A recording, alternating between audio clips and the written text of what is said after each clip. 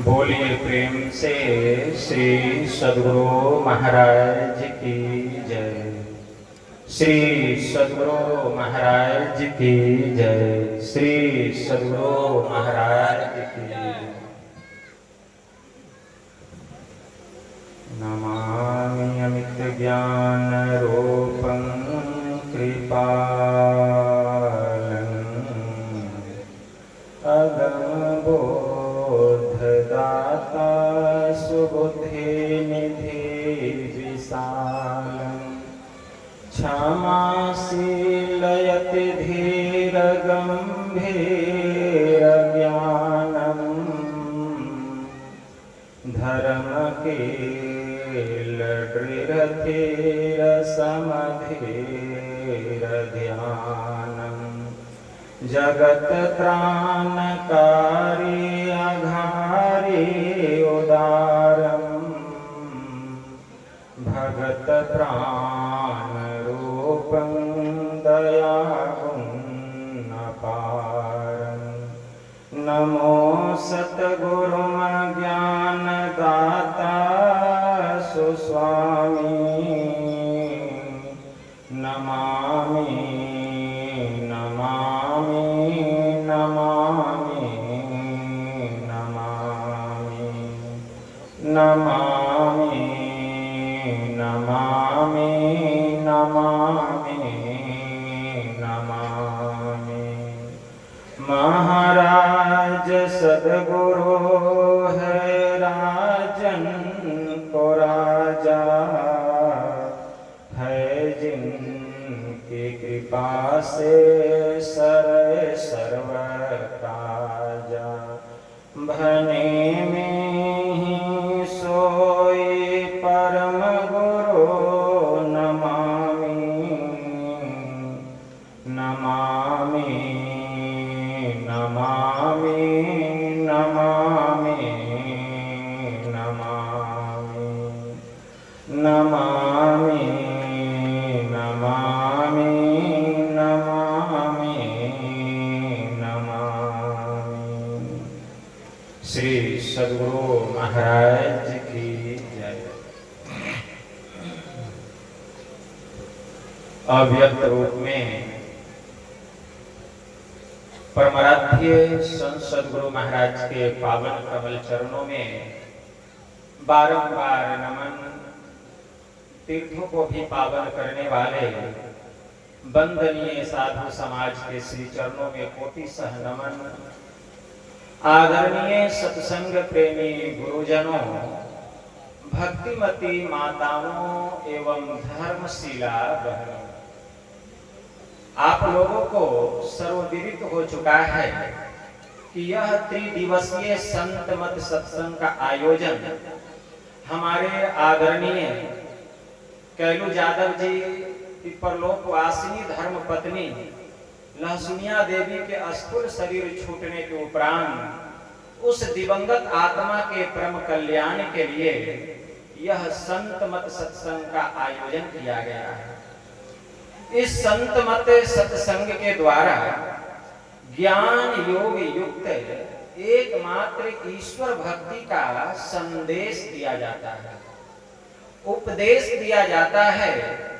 प्रत्येक प्राणी मात्र को बोध कराया जाता है कि ज्ञान क्या है, योग क्या है, भक्ति क्या है, जीव क्या है, माया क्या है, ब्रह्म क्या है।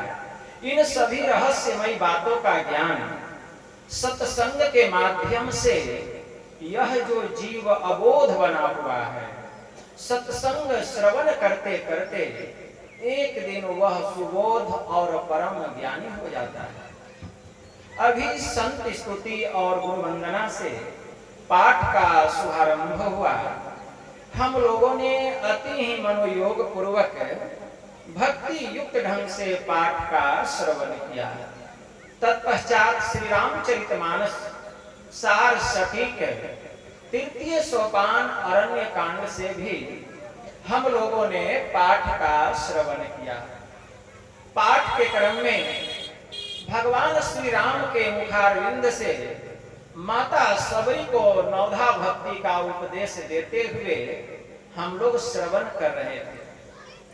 भगवान श्री राम ने माता सबरी को 9 प्रकार की भक्ति का उपदेश दिए और अंत में क्या कहा कि हे सबरी 9 माह एकहूं जिनके होई, नारी पुरुष सचराचर कोई, सोई अतिशय प्रिय भामिनी मोरे, सकल प्रकार भगति गृह तोरे। कि हे सबरी मैंने तुझे 9 प्रकार की भक्ति बतलाई और 9 प्रकार की भक्ति में अगर एक भी प्रकार की भक्ति कोई करता हो, चाहे वह नर हो, नारी हो या नपुंसक ही क्यों न हो, हे सबरी वह मुझे अतिशय प्यारा है।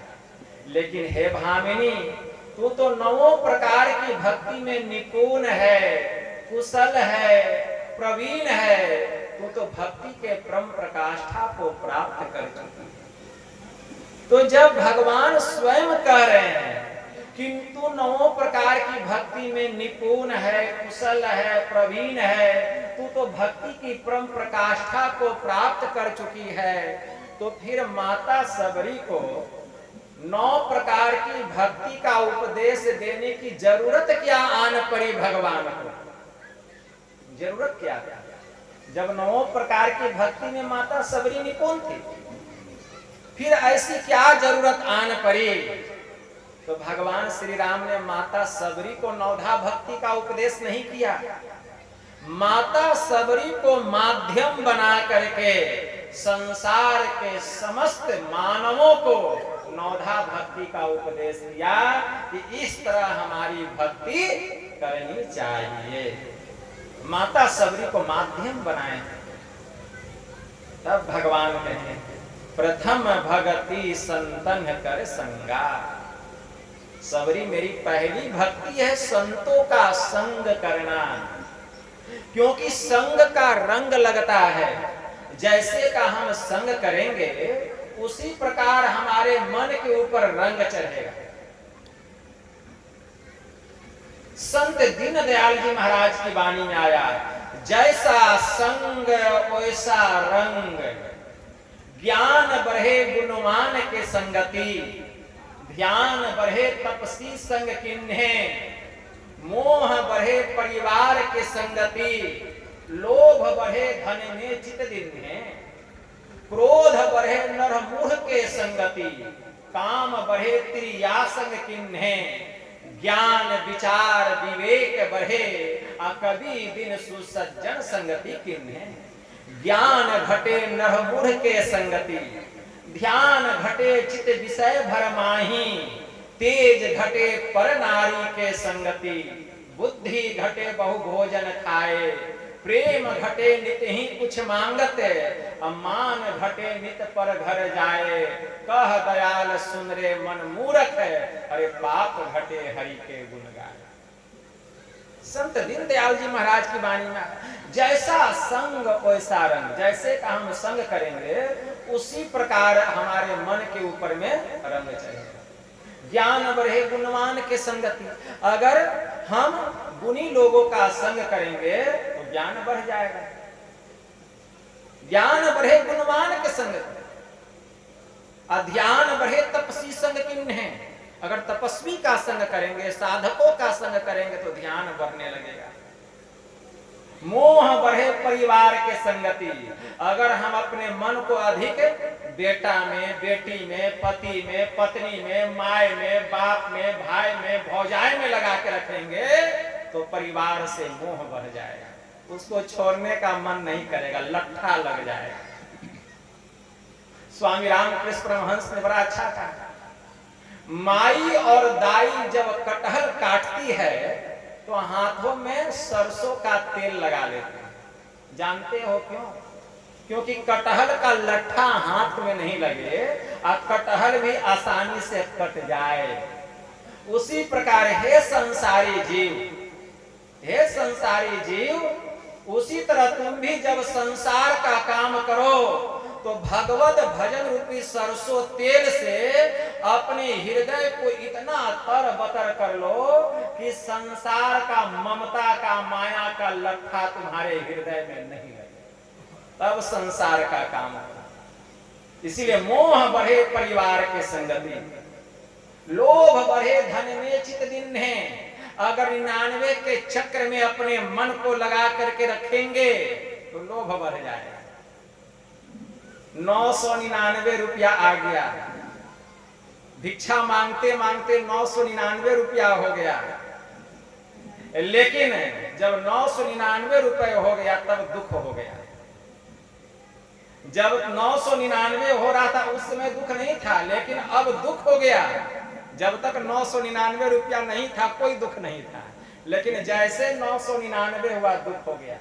क्या दुख हुआ कि कोई 1 रुपया दे देता तो 1000 रुपया हो जाता, कोई 1 रुपया दे देता तो 1000 हो जाता। लेकिन जब तक नहीं था कोई दुख नहीं, अब 999 हो गया तो दुख है। अगर कहीं 99,999 रुपया हो जाए तब फिर दुख, 1 रुपया हो जाता तो लाखपति बन जाता। तो यह जो 99 का चक्र है, यह जो 99 का चक्र है, इससे मन हटता नहीं है। तो जब तक धन में अपने चित्त को लगा करके रखेंगे, लोभ समाप्त होने वाला नहीं, होने वाला नहीं है। क्रोध बढ़े नर मूर्ख के संगति, अगर हम मूर्ख लोगों का संग करेंगे क्रोध बढ़ जाएगा।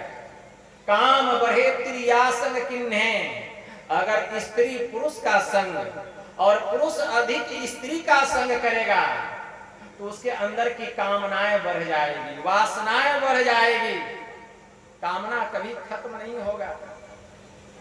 भगवान महावीर ने बड़ा अच्छा कहा, आत्मशोधक पुरुषों के लिए शरीर का श्रृंगार, पौष्टिक स्वादिष्ट भोजन और स्त्री पुरुषों का संसर्ग, ये सब ताल पुट विष के समान महान भयंकर है। जो व्यक्ति निष्कपट होता है उसी की आत्मा शुद्ध होती है, और जिसकी आत्मा शुद्ध होती है उसी के पास धर्म ठहर सकता है। जैसे घी से सिंची हुई अग्नि पूर्ण प्रकाश को प्रज्वलित करती है, ठीक वैसे ही सरल और शुद्ध साधक परम निर्वाण पद को प्राप्त करता है। तो काम बढ़े त्रियासंग किन्हे, इसीलिए अधिक स्त्री पुरुष का और पुरुष स्त्री का संग नहीं करना चाहिए। ज्ञान विचार विवेक बढ़े, कभी दिन सुसज्जन संगति किन्हे।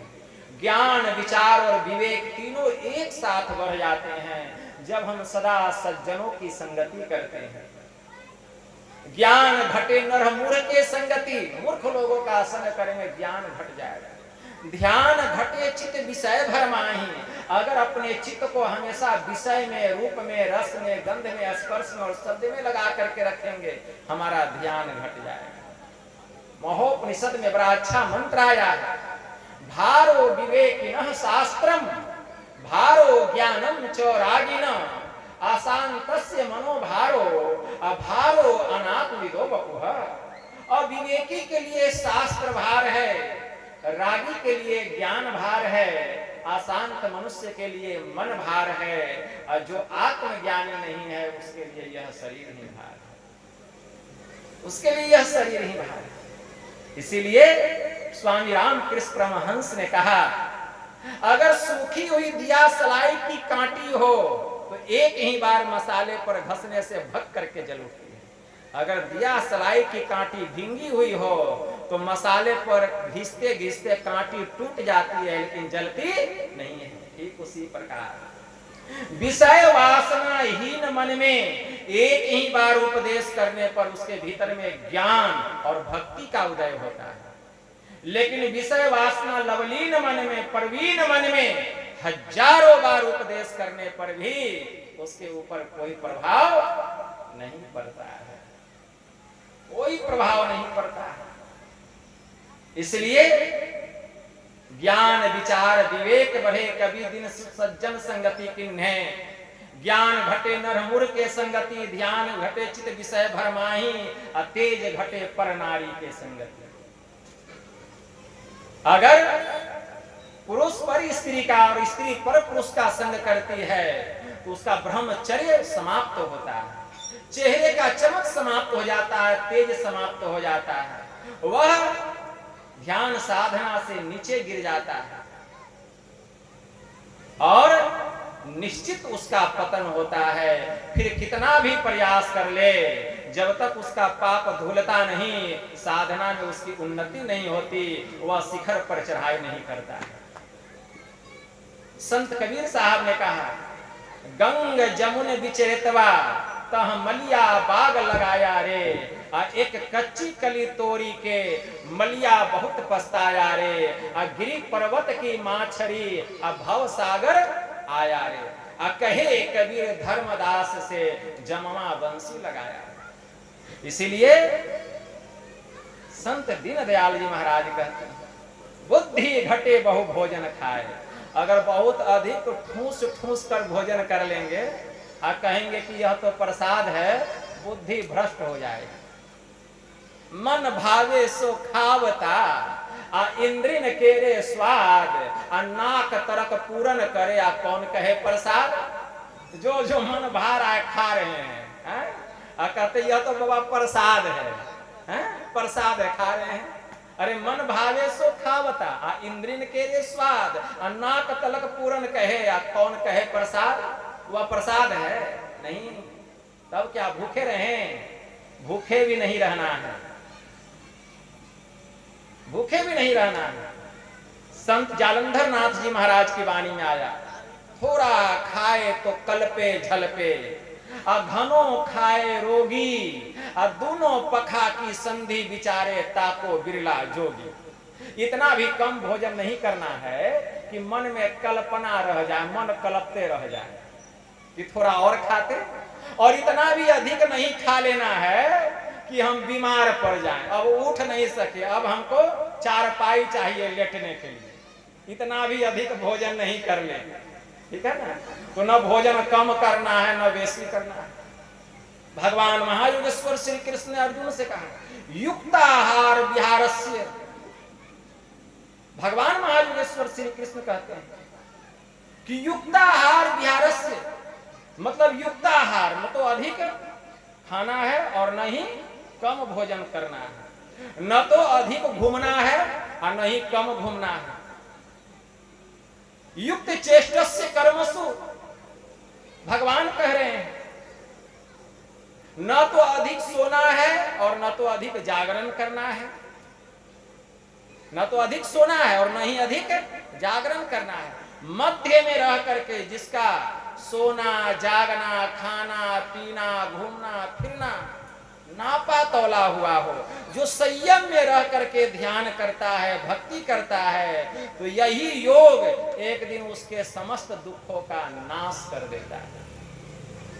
भगवान ने कहा, नेहा भी कर्मणा सोसति प्रत्यावायो न विद्यते, स्वल्पम अप्यस्य धर्मस्य त्रायते महतो भयात्। कि हे अर्जुन, मेरे इस योग के आरंभ का नाश नहीं होता, मेरी इस भक्ति के बीज का नाश नहीं होता, प्रत्यावायो न विद्यते, इसका उल्टा परिणाम नहीं होता। स्वल्पम अप्यस्य धर्मस्य त्रायते महतो भयात्। जो गुरु से ज्ञान लेकर के जिसके भीतर में भक्ति का बीज पड़ गया है, वह थोड़ा थोड़ा भी अगर अभ्यास करता है, थोड़ा थोड़ा भी, तो यह जो योग है, यह जो भक्ति है, जीव को महाभय से छुटकारा दिला देता है। मतलब जीव को मानव शरीर के अलावा अन्यत्र किसी योनि में जाने नहीं देता, 84 लाख योनियों से बचा लेता है, बचा लेता है। वही कहते हैं कि थोड़ा खाए तो कल्पे झलपे, घनो खाए रोगी, और दोनों पखा की संधि विचारे ताको बिरला जोगी। जो मध्य में रहकर खान पान, आहार विहार, घूमना फिरना जिसका संयमित तो होता है, वही जोगी योग करते करते एक दिन भक्ति के परम प्रकाष्ठा को प्राप्त कर लेता है।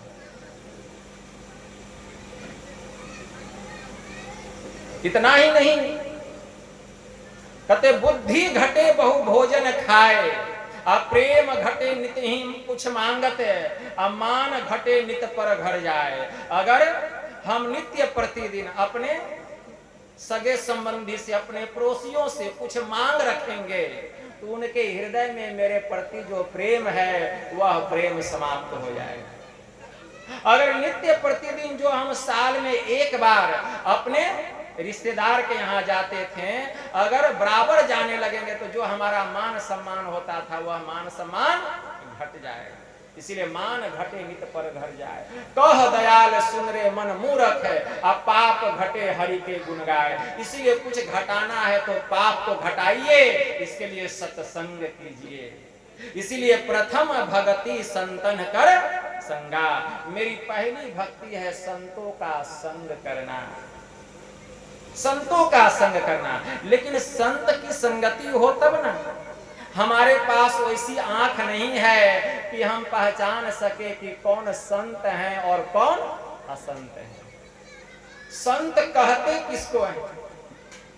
संत कबीर साहब ने कहा, फूटी आंख विवेक की, सूझे न संत असंत, जाके 7 10 20 है ताको नाम महंत। उसके ज्ञान की आंख, विवेक की आंख फूट गई है। हम देखते हैं जिसके साथ 10 20 चमकीली गाड़ियां हैं, 10 20 चेला चमचा है, उसको कहते बहुत बड़े महंत हैं। क्या यही संत की पहचान है? वे संत नहीं होते हैं। गुरु नानक देव जी महाराज की वाणी में आया, जोग न खिंता जोग न डंडे, जोग न भस्म चढ़ाइए, जोग न मुंडे मोरी मुराइये, जोग न सिंगी वाइये, अंजन माही निरंजन रहिए, जोग जुगति इव पाइये। गल जोगो न होई, अरे एक दृष्टि करी समसरि जाने, जो भी कहिए सोई। जोग न बाहरी मरनी मसानी, जोगी न तारी लाइये, जोग न दिसी दिसंती भविये, जोग न तीरथ नहाइये, अरे अंजन माही निरंजन रहिए, जोग जुगति इव पाइये। गल जोगो न होई, एक दृष्टि करी समसरि जाने, जोगी कहिए सोई। सतगुरु भेंटे तो सहसा छूटे, धावतु वर्जि रहाइये, निझर झरी सहज धुनि लागे, घर ही परचा पाइये। अरे अंजन माही निरंजन रहिए, जोग जुगति इव पाइये। गल जोगु न होई, एक दृष्टि करी समसरि जाने, जोगी कहिए सोई। नानक जीवतिया मरी रहिए, ऐसा जोग कमाइए, बाजा बाजही सिंगी बाजे, निर्भव पद पाइये। अरे अंजन माही निरंजन रहिए, जोग जुगति इव पाइये। गल जोगो न होई, एक दृष्टि करी समसरि जाने, जोगी कहिए से। मतलब क्या समझे? नहीं समझे। जोगी कौन? जोग न खिंता, क्या गुदरी पहन लिया तो जोगी हो गया? वह जोगी नहीं। जोग न डंडे, हाथ में डंडा ले लिया घूमने लगा, जोगी हो गया? वह जोगी नहीं। जोग न भस्म चढ़ाइए, पूरे शरीर में भभूत लगा लिया, श्मशान घाट जा करके, जोगी हो गया? वह जोगी नहीं। जोग न मुंडी मूरी मुराइए, जोग न सिंगी भाइये, क्या बाल दाढ़ी बढ़ा लिया, गिरवा वस्त्र पहन लिया तो वह जोगी हो गया? वह जोगी नहीं। तब बाल दाढ़ी मुड़ा लिया और सफेद वस्त्र पहन लिया, वह जोगी हो गया? वह भी जोगी नहीं। तब जोगी कौन? गुरु नानक देव जी महाराज कहते हैं, अरे अंजन माही निरंजन रहिए। अंजन का अर्थ होता है माया और निरंजन का अर्थ होता है ब्रह्म। इस संसार रूपी माया में रह करके जिन्होंने ब्रह्म को जान लिया, ब्रह्म को पहचान लिया, वह जोगी है। इसके लिए गल जोगो न होई, घर घर गप मारने वाला जोगी नहीं। एक दृष्टि करी समसरि जाने, जोगी कहिए से। जिसने दृष्टि की दोनों धाराओं को योगिक क्रिया के द्वारा एक करके जो अंधकार से प्रकाश मंडल में चला गया, वह जोगी की श्रेणी में चला गया। अगर ऐसे भी महात्मा का दर्शन हो जाए, महापुरुष का दर्शन हो जाए, समझ जाइए यह परमात्मा की पहली भक्ति। प्रथम भगति संतन कर संगा। भेष कैसा भी हो, अगर ऊंचा ख्याल है, दिन बाहर से दिखे भीतर से माल है। कोई कहता भिक्षु है, कोई कहे कंगाल है, अरे गुदरी पहने उसके गुदरी में लाल। ऐसे होते हैं जोगी, ऐसे होते हैं संत, ऐसे महापुरुषों का संग करना यह परमात्मा की पहली दूसरी रति मम कथा प्रसंगा। और ऐसे जो महापुरुष जो कुछ उपदेश करेंगे उनके उपदेशों में रति करना, प्रेम करना, यही मेरी दूसरी भक्ति है। गुरु पद पंकज सेवा तीसरी भगति अमान। मान रहित होकर गुरु के चरण कमलों की सेवा करनी, यही तो मेरी तीसरी भक्ति है। मान रहित होकर, मान रहित मतलब अहम अग्नि हृदय जरे, अब गुरु से चाहे मान, अता को जब न्योता दिया। अरे हो हमरो मेहमान, हमारे भीतर में अहंकार रूपी आग जल रही है और हम गुरु से मान और सम्मान चाहते हैं, तो संत कबीर साहब कहते हैं वह तो जम का मेहमान बनेगा। इसलिए संत मिलन को जाइए, तजिए ममता अभिमान, ज्यों ज्यों पग आगे बढ़े कोटिन यज्ञ समान। जब हम संतों का दर्शन करने के लिए चलें तो कैसे जाएं? मान और अभिमान को त्याग कर। तब एक एक पग जब हमारा बढ़ेगा तो करोड़ों करोड़ यज्ञ संपन्न होते चला जाएगा और वहां पहुंचते पहुंचते कितना करोड़ यज्ञ संपन्न हो जाएगा। संत मिलन को जाइए, तजिए ममता अभिमान, और ज्यों ज्यों पग आगे बढ़े कोटिन यज्ञ समान। इसीलिए गुरु पद पंकज सेवा तीसरी भगति अमान। चौथी मम गुण गण करई कपट तजिगान, और छल कपट से रहित होकर मेरा गुणगान करना, मेरी महिमा का वखान करना, यही तो मेरी चौथी भक्ति है। हम लोग नित्य प्रतिदिन स्तुति करते हैं, सब क्षेत्र क्षर अपरा परापर, और अक्षर पार में, निर्गुण सगुण के पार में, सत असत हूँ के पार में, सब नाम रूप के पार में, मन बुद्धि वच के पार में। यह क्या है? प्रभु का गुणगान करना, यही मेरी चौथी भक्ति है। मंत्र जाप मम दृढ़ विश्वासा, अपंचम भजन सो वेद प्रकाशा। वेद प्रदत्त विधि से मेरे मंत्रों का जो जप करना है, यही तो मेरी पांचवी भक्ति है, जो वेदों में विदित है, यही पांचवी भक्ति है। छठ दमशील विरति बहुकर्मा, निरत निरंतर सज्जन धर्मा। हे सबरी, मेरी छठी भक्ति क्या है?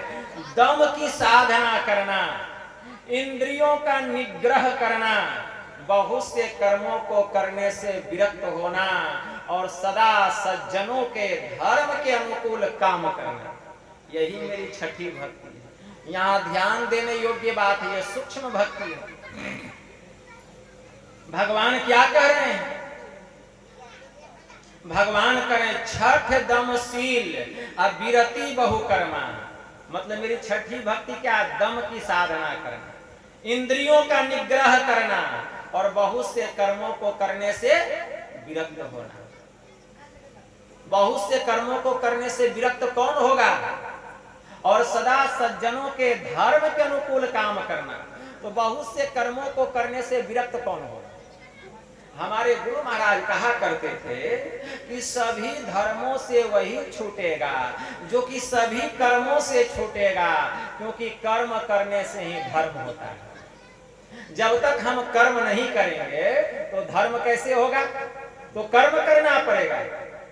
तो सभी प्रकार के धर्मों से वही छूटेगा जो कि सभी प्रकार के कर्मों से छूटेगा, क्योंकि कर्म करने से ही धर्म होता है। लेकिन हम कर्म कैसे करते हैं? हम कर्म करते हैं शरीर और इंद्रियों के माध्यम से। आंख देखती है, कान सुनता है, जिह्वा स्वाद लेती है, हाथ से कोई काम करते हैं, पैर से चलते हैं, मुंह से भोजन करते हैं। तो हम शरीर और इंद्रियों के माध्यम से कर्म करते हैं। तो हम शरीर और इंद्रियों के माध्यम से कर्म कब करते हैं? जबकि शरीर और इंद्रियों की घाटों में चेतन की धाराएं पसरी हुई रहती है, तब हम कर्म करते हैं। अगर शरीर और इंद्रियों की घाटों में जो पसरी हुई चेतन की धाराएं हैं, इसको समेट करके अगर इसके केंद्र पर हम केंद्रित कर दें तो कर्म होगा, तब कर्म नहीं होगा, और जब कर्म ही नहीं होगा तो धर्म कहां से होगा। तो इसके लिए करना क्या पड़ेगा, इसके लिए एक नाम का जप करना पड़ेगा, एक रूप का ध्यान करना पड़ेगा, और तब दृष्टि साधना करनी पड़ेगी, दृष्टि योग की साधना करनी पड़ेगी। एक नाम का जप, जो गुरु मंत्र बतला दे उसी गुरु मंत्र का जप करना पड़ेगा। हमारे परमाराध्य ने कहा, ध्यान से सुनिए, अति पावन गुरु मंत्र मन ही मन जाप जपो, उपकारी गुरु रूप को मानस ध्यान थको, देवी देव समस्त पूरन ब्रह्म परम प्रभु, गुरु में करे निवास कहत है संत सब। मतलब जो गुरु मंत्र बतला दिए हैं, गुरु प्रदत्त विधि से जो मंत्र का जप करना है, कैसे गोस्वामी जी ने लिखा, अनेक कोटि मंत्राणि चित्त व्याकुल कारणम, मंत्र गुरु प्राप्तमेकम स्याद सर्व सिद्धिधम। मतलब संसार में करोड़ों मंत्र हैं, अगर करोड़ों मंत्र में हम अपने चित्त को लगा करके रखेंगे तो ये चित्त स्थिर होने के बजाय, शांत होने के बजाय चंचल हो जाएगा, व्याकुल हो जाएगा। इसलिए मंत्र गुरु प्राप्त मेकम स्याद सर्व सिद्धिधम, इसलिए गुरु प्रदत्त विधि से जो मंत्र का जप करेंगे गुरु मंत्र का, तो यह मंत्र सभी प्रकार की सिद्धियों को देने वाला है। तब कहा गया जपात सिद्धि, अर्थात जप करने से ही सिद्धि की प्राप्ति हो जाएगी। गोस्वामी जी ने लिखा, मंत्र परम लघु जासु बस विधि हरिहर सुर सर्व, महामत गजराज जिमी अब बसकर अंकुश खर्व। यह जो गुरु मंत्र है एकदम छोटा है, अगर मनोयोग पूर्वक इस मंत्र का जप करेंगे तो 3300 कोटि देवता इस मंत्र के वशीभूत हो जाएंगे। ब्रह्मा विष्णु महेश, इनके अलावा इन तीनों की पटरानियां सरस्वती लक्ष्मी और पार्वती, जासु बस विधि हरिहर सुर सर्व, महामत गजराज जिमी बसकर अंकुश खर, इन सबको बस में करने के लिए यह जो मंत्र है अंकुश के जैसा काम करता है, अंकुश के जैसा काम करता है। जैसे मदमस्त हाथी को बस में करने के लिए एक छोटा सा अंकुश महावत लगाता है, हाथी बस में हो जाता है, उसी प्रकार यह गुरु मंत्र जो है अंकुश के जैसा काम करता है, सभी देवी देवताओं को अपने बस में कर लेता है। जो गुरु मंत्र का जप करता है सभी देवी देवता ब्रह्मा विष्णु महेश सहित तीनों पटरानियां लक्ष्मी सरस्वती पार्वती, ये सब कल जोड़ करके खड़े रहते हैं, सब प्रसन्न होकर के रहते हैं, कोई रुष्ट नहीं होते हैं। गुरु मंत्र में इतनी शक्ति है, इतनी शक्ति है। देवी देव समस्त पूर्ण ब्रह्म परम प्रभु आप गुरु में करे निवास, कहत है संत सब गुरु में निवास करते हैं। और तब गुरु के रूप का ध्यान करना, ध्यान करना, कैसा हमारा मानस ध्यान हो, इस तरह का मानस ध्यान होना चाहिए कि हम अपने इष्ट को हूबहू सामने में देख रहे हैं तो ऐसा लगे कि इष्ट भी हमको देख रहे हैं, इष्ट भी हमको देख रहे हैं। जब ऐसा अनुभव होने लगेगा, ऐसी भावना जगेगी कि इष्ट भी हमको देख रहे हैं, उसका मन कभी हटेगा नहीं। इष्ट जो है उसके मन को पकड़ करके रखेंगे, कभी मन नहीं हटेगा। यह है मानस ध्यान, जो हूबहू अपने इष्ट के रूप को मानस पटल पर उतार लेते हैं। तो गुरु नानक देव जी महाराज की वाणी आया, गुरु की मूर्ति हृदय बसाइए, जय ही इच्छे सोई फल पाइए। तो जो जो इच्छा करेंगे सब फल की प्राप्ति हो जाएगी। जब हमारा मानस जप और मानस ध्यान हो जाए कुछ काल के लिए, तब हमें सूक्ष्म साधना करने की योग्यता आती है। सूक्ष्म ध्यान करने की योग्यता आती है। मानस जप और मानस ध्यान करने से मन पवित्र होता है, सुरत निर्मल होती है, सूक्ष्म साधना करने की योग्यता आती है। और तब हम सूक्ष्म साधना करते हैं। क्यों? शरीर और इंद्रियों की घाटों में जो पसरी हुई चेतन की धाराएं हैं, इसको समेट करके केंद्र पर केंद्रित करना है। वह केंद्र क्या है? आज्ञा चक्र 10वां द्वार। दोनों आंख बंद है, दोनों आंख और नासिका का जो मिलन स्थान है, ठीक उसके सामने नासिका के अग्रभाग में, नासिका का अग्रभाग किसको कहा गया? नासिका का अग्रभाग किसको कहा गया? जहां से नाक प्रारंभ होता है। नहीं, ये नहीं है, ये तो नासिका का अंतिम भाग है। ये नासिका का अंतिम भाग है। नासिका का अग्रभाग, जहां से नाक शुरू हुआ, तो नासिका यहां से शुरू हुई और यहां जाके खत्म हो गई, तो ये अंतिम भाग हुआ। और अग्रभाग दोनों आंख और नासिका का जो मिलन स्थान है, वो अग्रभाग हुआ। भगवान शिव जी ने कहा, माया शक्तिर ललाटस्य अग्रभागे व्योमा अम्बुजे तथा नाद रूपा प्राशक्तिर ललाटस्य तु मध्य में भागे बिंदु में शक्ति। भगवान शिव जी कह रहे हैं कि नासिका के अग्रभाग में माया शक्ति परमात्मा विराजमान है। माया शक्ति परमात्मा, और मध्य भाग में नाद रूपा प्राशक्ति विद्यमान है। भागे बिंदुर मई शक्ति लाटस्य प्राम सके, और नासिका के मध्य भाग में, मध्य भाग में बिंदु रूपी शक्ति विराजमान है। और उस बिंदु के मध्य में जीव बैठा हुआ। बिंदु मध्य च जीवात्मा सूक्ष्म रूपेण वर्तते, और उस बिंदु के मध्य में सूक्ष्म रूप में जीव बैठा हुआ। सूक्ष्म रूप वहीं जीवात्मा का बैठक है। तो जो जहां बैठा रहता है वहीं से उठता है, और जो जहां से उठता है वहीं से चलना प्रारंभ करता है। तो भगवान शिव क्या करते हैं? आकाश रूपी कमल में, ललाट के अग्रभाग में, अंतिम भाग में माया शक्ति परमात्मा विराजमान। मध्य भाग में, ललाट के मध्य भाग में नाद रूपा पराशक्ति विराजमान है। और नासिका के मध्य भाग में, ललाट के अंतिम भाग में, और ललाट के अंतिम भाग में कौन है? बिंदु रूपी शक्ति विराजमान है ललाट के अंतिम भाग में। और उस बिंदु के मध्य में सूक्ष्म रूप में जीव बैठा हुआ है। वहीं पर अपने चित्त को लगाना है। दोनों आंख बंद है, दोनों आंख और नासिका का जो मिलन स्थान है, ठीक उसके सामने, कितना सामने? तो 12 अंगुल की दूरी पर। लेकिन 12 अंगुल बना करके ध्यान नहीं करना है।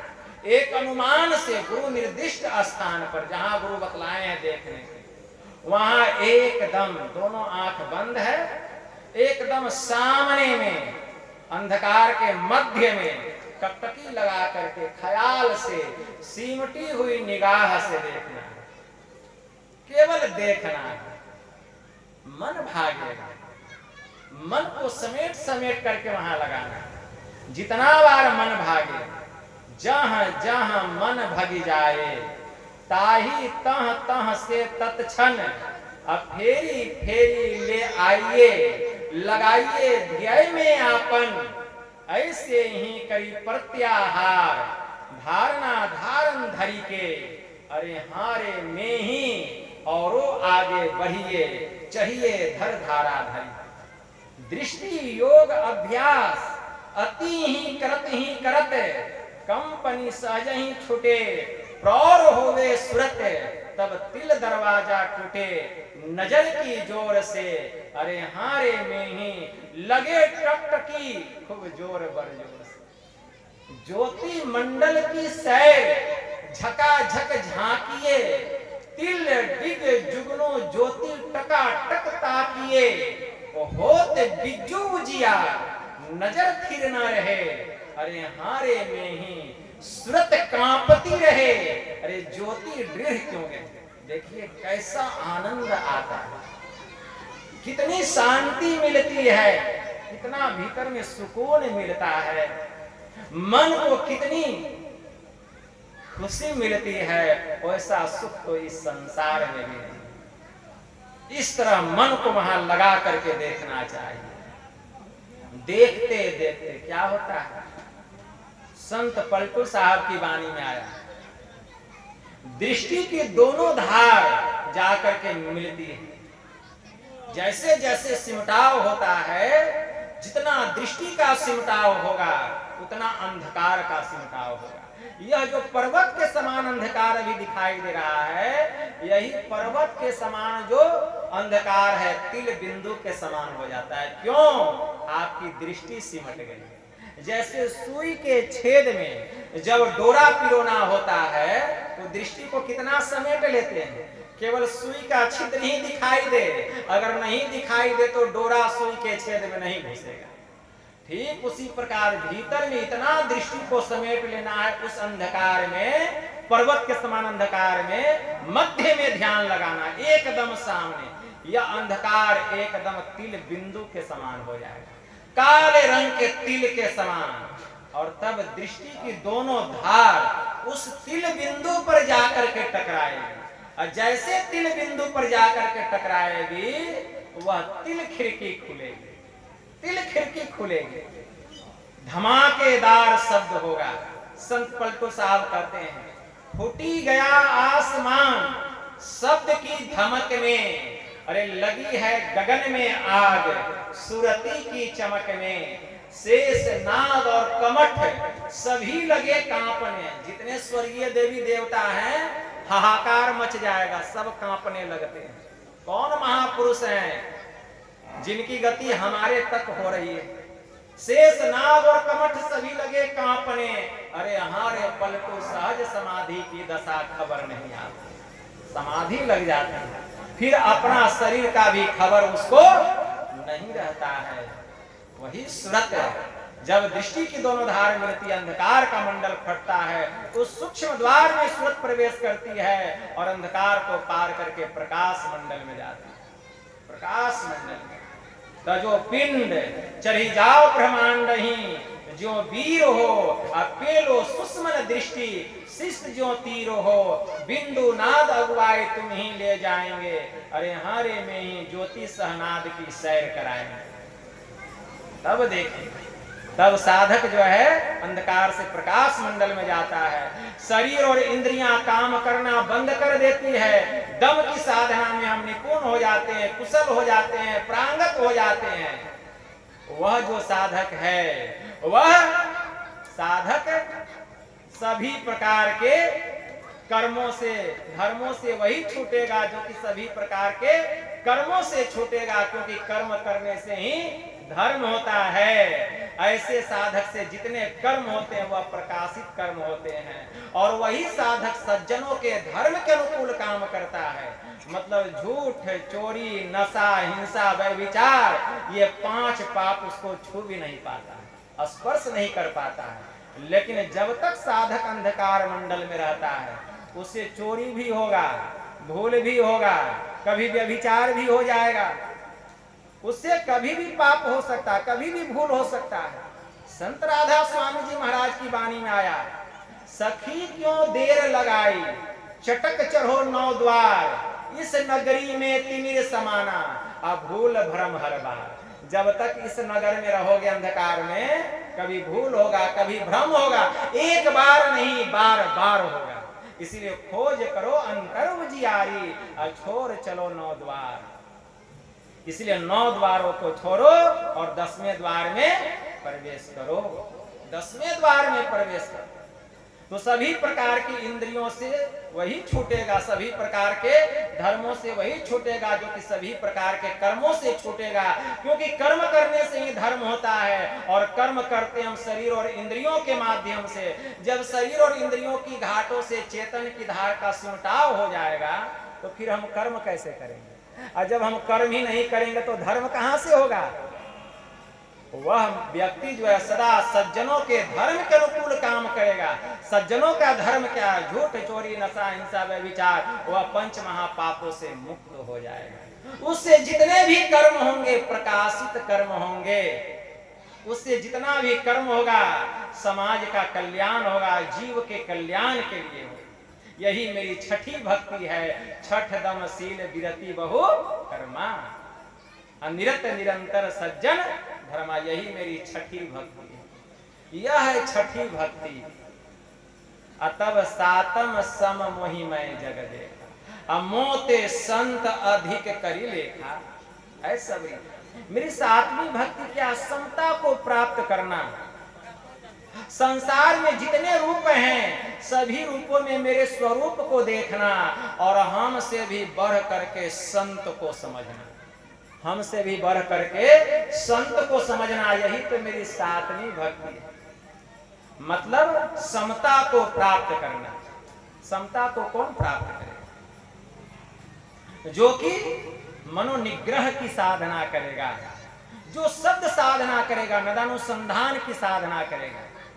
इसी के लिए नदानुसंधान की साधना, सुरत शब्द योग की साधना।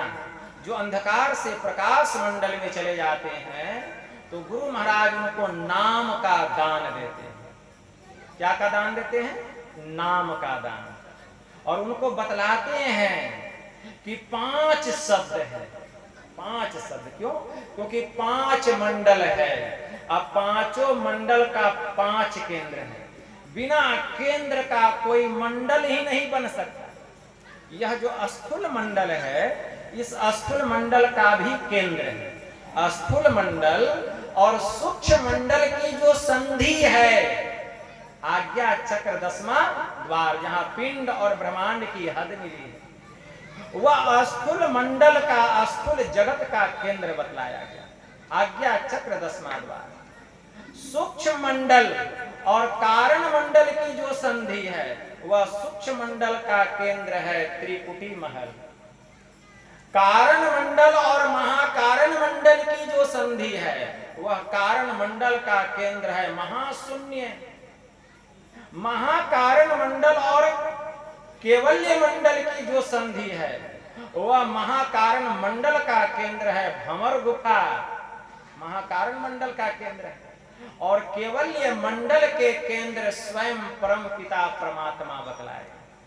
तो ये 5 मंडल है। अब पांचों मंडलों का 5 केंद्र है।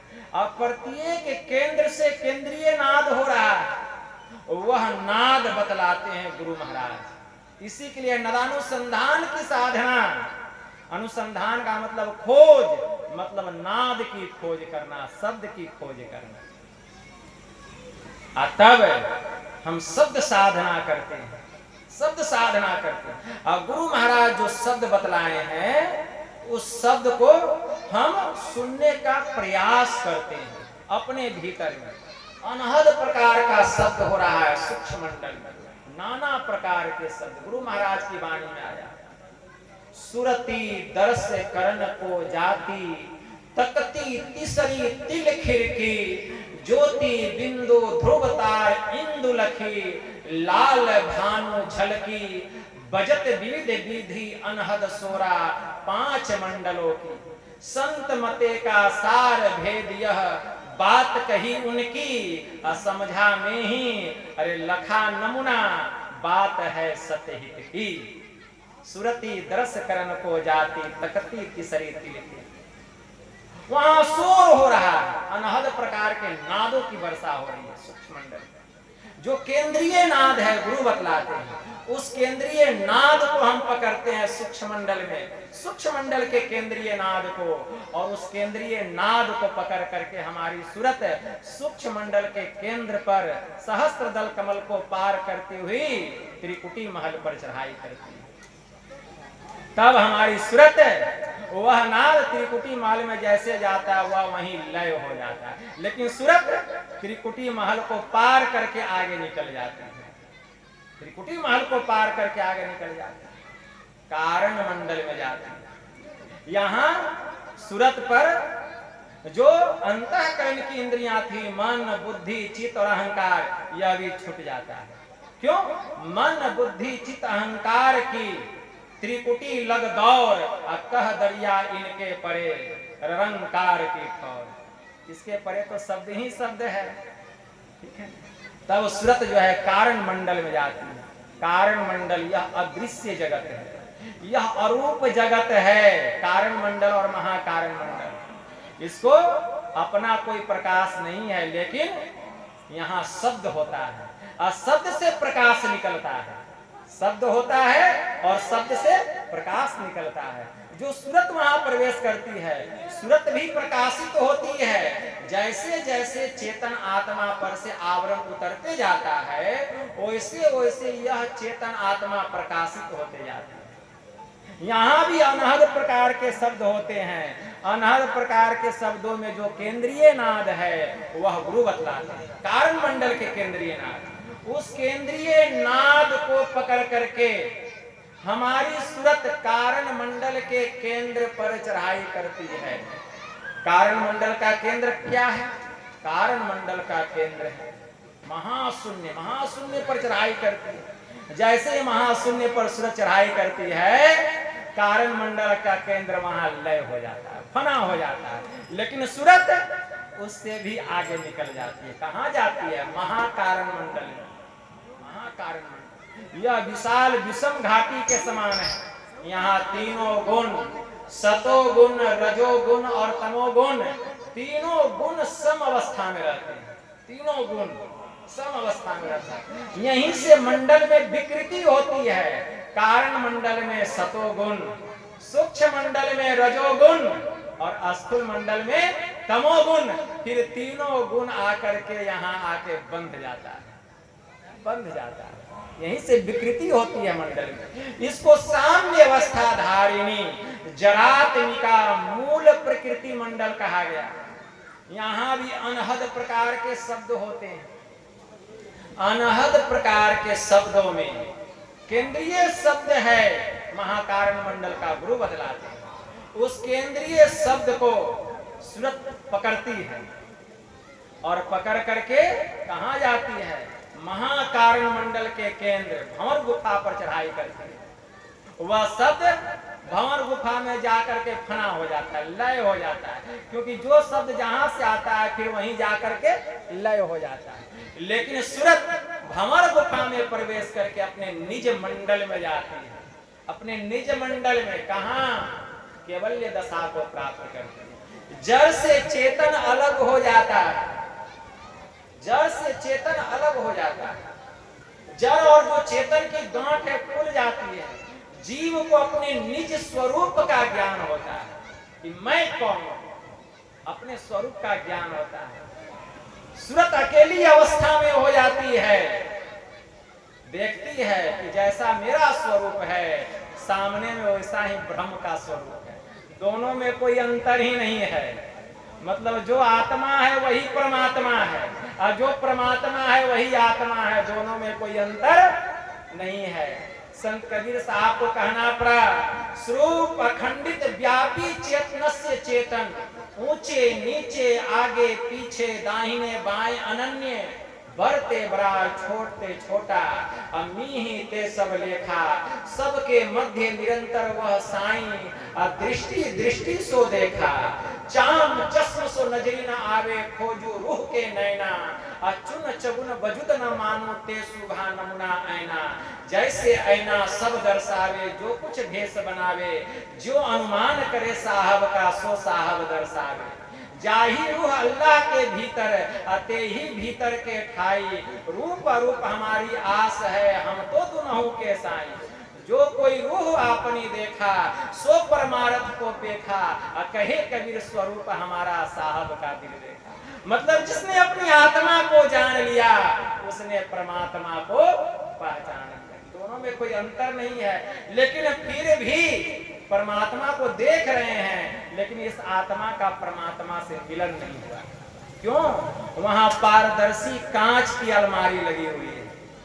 स्वामी रामकृष्ण परमहंस ने कहा कि संतों की दृष्टि में सर्वसाधारण जन का हृदय कांच की अलमारी के जैसा होता है। जैसे कांच की अलमारी के भीतर में क्या रखा हुआ है हम देख लेते हैं, कहाँ रसगुल्ला है, कहाँ पेड़ा है, कहाँ टिकरी है, कहाँ गुलाब जामुन है। वैसे ही संत जो होते हैं हमारे हृदय को देख लेते हैं कि हम अपने साथ क्या लेके आए, छल लेके आए हैं कि कपट लेके आए हैं, कि श्रद्धा लेकर के आए हैं, कि आस्था लेके आए हैं, कि भक्ति लेके आए हैं, वो सब कुछ देख लेते हैं। तो यहाँ पारदर्शी कांच की अलमारी है और यहाँ ईश्वरीय शब्द की अनुभूति होती है, यहाँ ब्रह्मनाद की अनुभूति होती है। परमात्मा के पास से शब्द आ रहा है और वह शब्द सृष्टि के कण कण में हो रहा है। ऐसा नहीं कि केवल उसी मंडल पर हो रहा है, नहीं, यहाँ भी हो रहा है, लेकिन हम नहीं सुन पा रहे हैं। क्यों?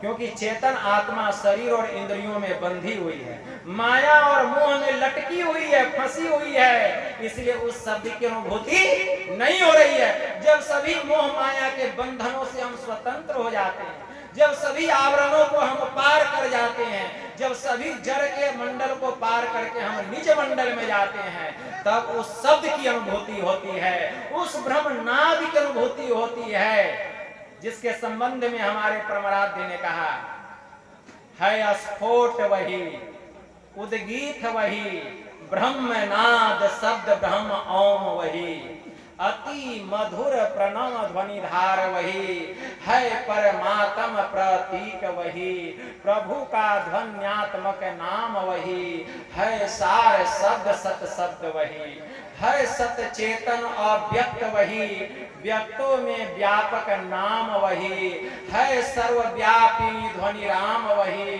है सर्वकर्षक हरि कृष्ण नाम वही, है परम प्रचंडिनी शक्ति वही, है शिव शंकर हर नाम वही, पुनि राम नाम है अगुण वही, है अकथ अगम पूर्ण काम वही, स्वर व्यंजन रहित अघोष वही, चेतन ध्वनि सिंधु अदोष वही, है एक ओम सतनाम वही, ऋषि सेवित प्रभु का नाम वही, मुनि सेवित गुरु का नाम वही, भजो ओम ओम प्रभु नाम यही, भजो ओम ओम में ही नाम है।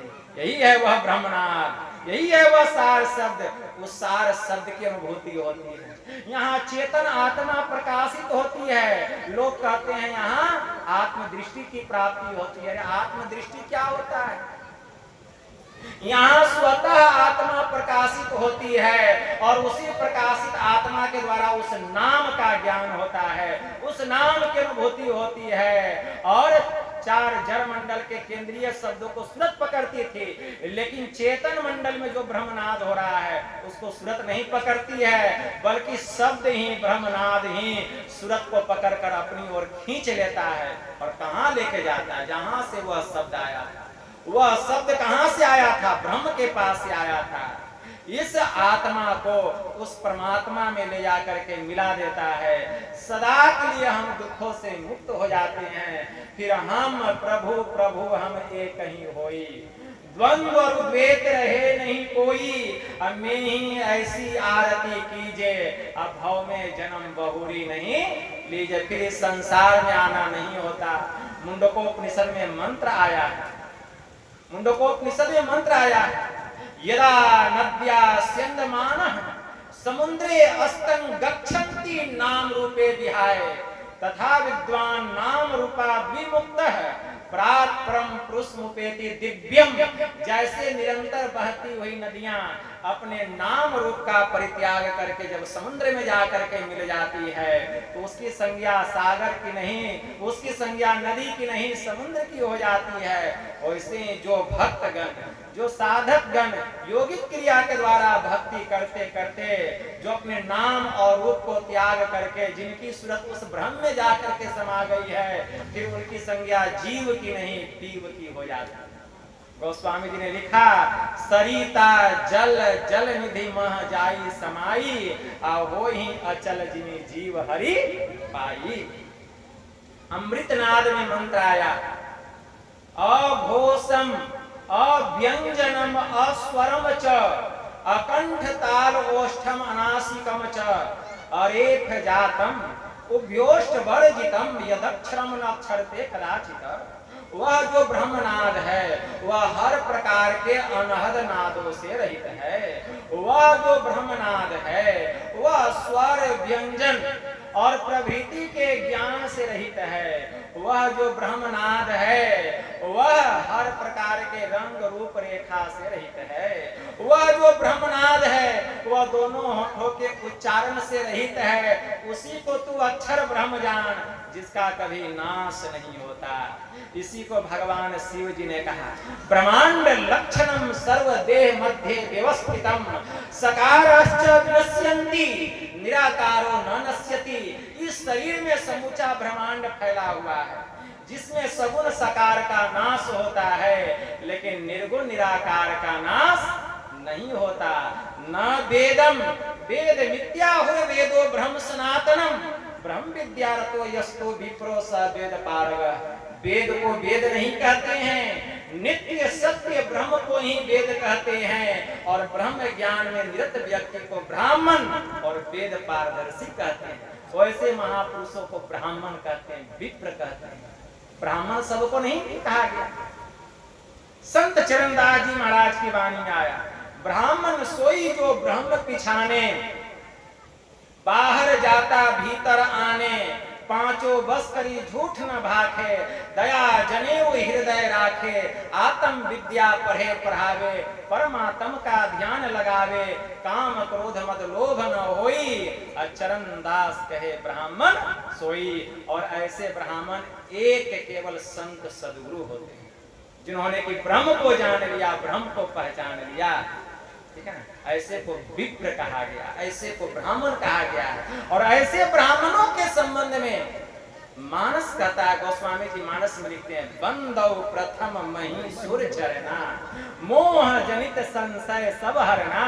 मैं ऐसे विप्रों के ऐसे संत सद्गुरु के चरण की वंदना करता हूँ जिनके समीप चले जाने पर हमारे अंदर की जितनी अज्ञानताएं हैं, जितने अवगुण हैं, सबका वे हरण कर लेते हैं।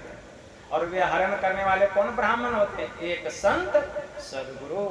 वही इस दुनिया के सबसे बड़े देवता। सद्गुरु समान देवता तीन लोक में नाही, जो नर पूजे और को सीधे चमपुर जाए। इस कलयुग के सबसे बड़े देवता संत सद्गुरु। इसीलिए गुरु की भक्ति करनी चाहिए। गुरु भक्ति, गुरु पूजा करना, अनट बनट कछु मन नहीं धरना।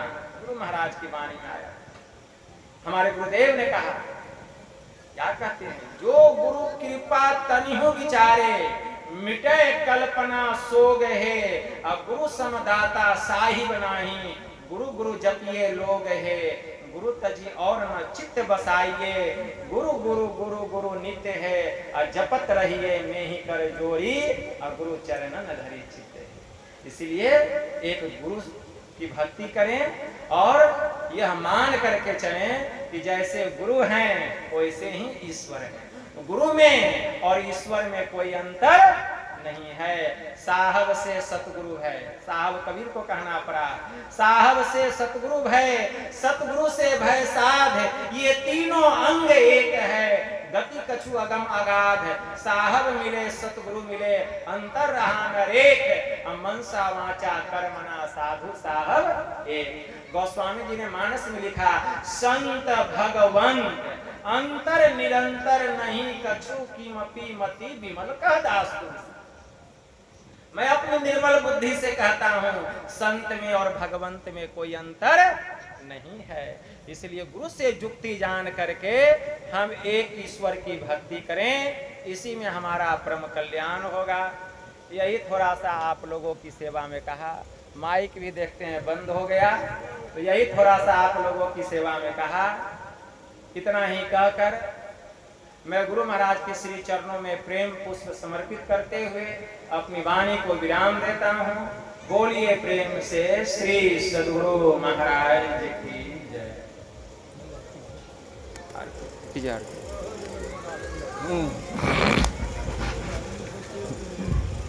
पानी